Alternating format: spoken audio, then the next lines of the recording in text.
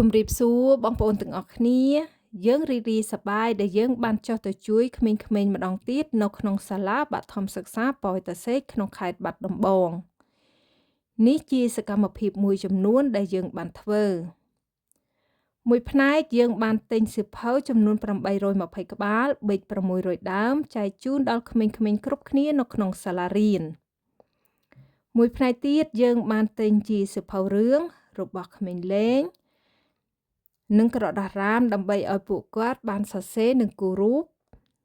ដាក់ចូលទៅក្នុងបណ្ណាល័យហើយបណ្ណាល័យនេះដែរគឺជាបណ្ណាល័យទៅតែបើកក្នុងឆ្នាំដំបូងពួកគាត់នៅមានការខ្វះខាតរបស់ប្រើប្រាស់សៀវភៅរឿងជាច្រើនទៀត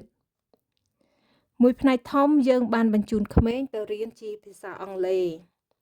នៅក្នុងនោះដែរមានក្មេង12នាក់គឺជាក្មេងដែលយើងបានបញ្ជូនពួកគាត់ទៅរៀនមួយឆ្នាំរួចទៅហើយឆ្នាំថ្មីនេះគឺយើងបញ្ជូនពួកគាត់ទៅរៀនមួយឆ្នាំបន្តទៀតសិស្សថ្មីចំនួន19នាក់យើងនឹងបន្តឲ្យពួកគាត់រៀនចំនួន2ឆ្នាំក្នុងវីដេអូនេះយើងសូមអរគុណដល់បងប្អូនក្រុមគ្រួសារមិត្តភ័ក្តិសប្បុរសជនក្នុងប្រទេសនិងក្នុងប្រទេសស្វីសដែលបានជួយជ្រោមជ្រែងនិងជំនួយដល់ពួកយើងដើម្បីឲ្យបងប្អូនដែលមានការខ្វះខាតនិងជួយបើកផ្លូវឲ្យពួកគាត់ឃើញនៅអ្វីដែលថ្មី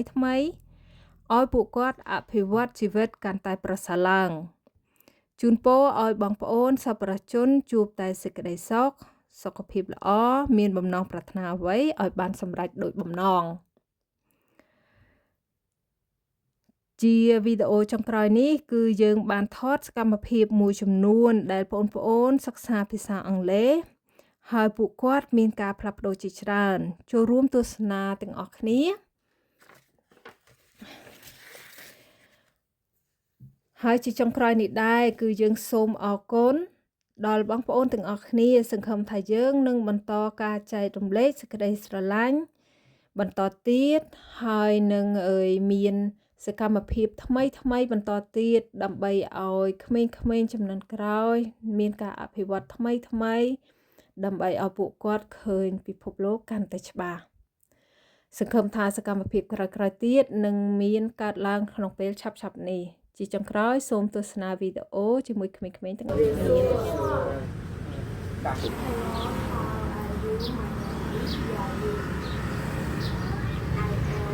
ាVery happy that you have to study English here. Thank you so much. Okay. Yep.